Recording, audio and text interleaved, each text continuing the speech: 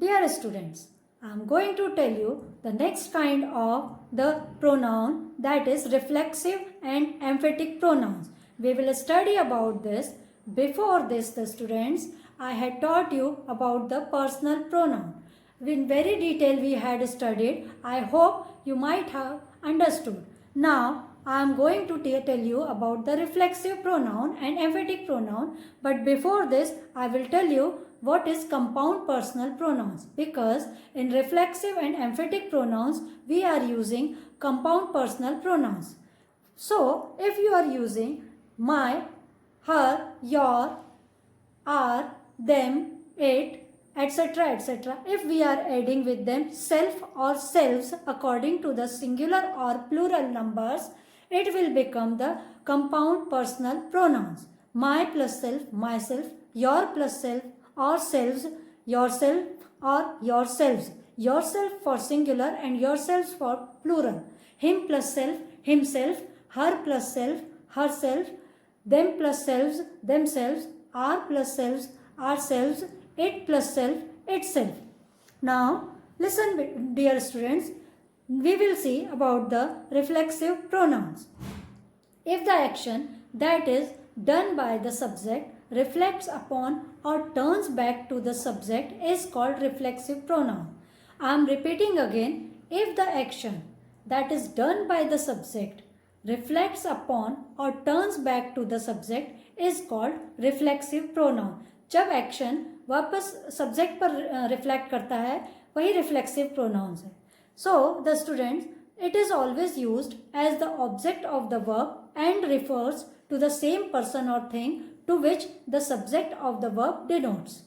So for example, I hurt myself. Here myself is reflexive pronoun. She wrote herself. Herself is reflexive pronoun. Sometimes self is used as a noun. Here it is note, you should mind it. Sometimes self is used as a noun. For example, he thinks much of self. Here self is used as a noun for the object place. Now next is emphatic pronouns. Dear students, we will use the same compound personal pronouns for the emphatic pronouns, but there is little difference how to use them. So first of all, I will tell you what is emphatic pronouns. Now the definition of emphatic pronouns is when compound personal pronouns are used to emphasize the nouns, this is known as emphatic pronouns. For example, I will build the house myself. Second, you yourself saw him to do it. So the students, now we will come to the next kind of the pronoun, that is demonstrative pronouns. Here I had explained you about the personal pronoun and then reflexive and then emphatic pronoun. I hope you would have understood what is reflexive pronoun and what is emphatic pronoun. I will like to repeat it. Reflexive pronoun and emphatic pronouns are having same pronouns which are the use for different ways. That reflexive pronoun means the pronoun that is reflecting or turns back the action upon the nouns or pronouns. Emphatic pronouns are emphasizing to the nouns or pronouns, but the same words are used for them, those I told you. The next is demonstrative pronoun. Here demonstrative means it is showing something or indicating something. These pronouns are used to point out the object or objects to which they refer. They are known as demonstrative pronouns. Here demonstrative pronouns are this, that, which are used for singular number, and these, those, which are used for plural numbers. Here I have mentioned some point to remember, that is a demonstrative pronoun replaces a noun. Here for the example, this is the classroom. Next point is to remember a demonstrative adjective which qualifies a noun and answers the question which. So the students, if you have to find what is the demonstrative adjective, that time you will ask the question by which. Here I have mentioned an example. I was searching for this box. Here this which I underlined is demonstrative adjective. Now next I want to tell you the words this, singular, and these, which is plural, are used to indicate person or persons or things that are near, while that which is singular and those which is plural are used to indicate that person or persons or things which are far away or farther. Here I have mentioned some examples for demonstrative pronouns. Number 1, this is not the place to keep sharp weapons. Here this is referring to nearby place. Second is, these are clothes to be laundered. Here these, which is plural, is referring to the nearby place and for the many things or many clothes. Third is, that is the car which the police were searching. Here car is one, so we have used for singular that, and it is for far or farther thing. Next example is, those are old flowers, replace them by new one. Here those, which is plural, used for the things or flowers which are far away. My dear students, we will come to the next pronoun, that is indefinite pronouns. Before this, I had taught you for personal pronouns, reflexive pronouns, emphatic pronouns, demonstrative pronouns. Now, the next kind of pronoun is indefinite pronoun. So, indefinite pronouns means which is not certain. For that, we will come to know the definition. That is a pronoun that refers to a person or thing in general way, not in a particular way. They are therefore called indefinite pronouns.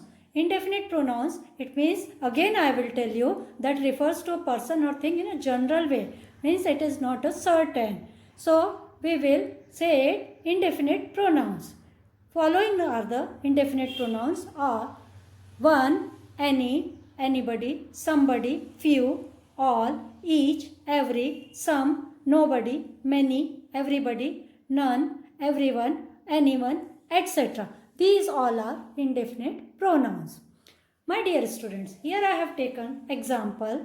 His words are in everyone's mouth. Everyone is here indefinite pronoun. Second is, I will take you there one day. Here one, it is showing indefinite, so it is indefinite pronoun. Now, next is distributive pronoun. What is distributive pronoun? Distributive pronoun is pronouns that refer to persons or things one at a time. Pronouns that refer to persons or things one at a time. Hence, they are always singular and as such followed by the verb in the singular. I mean to say, distributive pronouns are always be in the singular number and their verb which is used with them will also be in the singular number. Distributive pronouns are each, either, neither. For example, I have taken each of them will support me. Here each. This is distributive pronoun. Means it is telling about all the people. For everyone it is told. Now the second is, at either end was a marble statue. Here either is distributive pronoun. I have mentioned here some point to remember. You have to keep them mind, that is, note is given each. Each that denotes everyone of a number of persons or things taken singly. Here neither is not the one nor the other of two. You know about the either. So neither is the opposite of either. Here next is either. Either is showing about the one or the other of the two. Now dear students, we will continue about the either, neither and each. I have given you some notes here that number 1, either and neither should be used only in speaking of two persons or things. Means to say, when you are speaking about two people or two things, you will use either or neither. When more than two are spoken of, we can't use either or neither. There we should use any, no one, none, these. So second is, if in the sentence there is numeral, then each will be used after a numeral. Means if the sentence is with some numeral, that is, you will use each after the numeral. For example, I have taken here, I bought these pens for 5 rupees each. Here I have mentioned each after 5 rupees. Means to say again that if we are using in the sentence some numeral word, then we will use each pronoun after a numeral. Third point is each, either and neither are used as an adjective and followed by the nouns of the singular number. Again I will tell you that if you are using each, either and neither, these are used as an adjective and followed by the nouns. Means the noun which is used in the sentence will be with the singular number. For example, each boy. Here boy is singular. So each boy proposed his idea, neither was perfect. Next, follow these examples which I have mentioned here and we will analyze them also. The sentence 1 I have given, the two men hate each other. I have analyzed it. The two men hate, each hates the other. We have to see the difference of those two sentences. Now the second example, they cheated one another. Here I have analyzed it. They cheated, one cheated another. Now I would like to clear you that here each and one, these are belonging to the subject or the nominative case, while other and another are object or the accusative case. But when we are using each other and one another, they become compound pronouns. And compound pronouns are also known as reciprocal pronouns.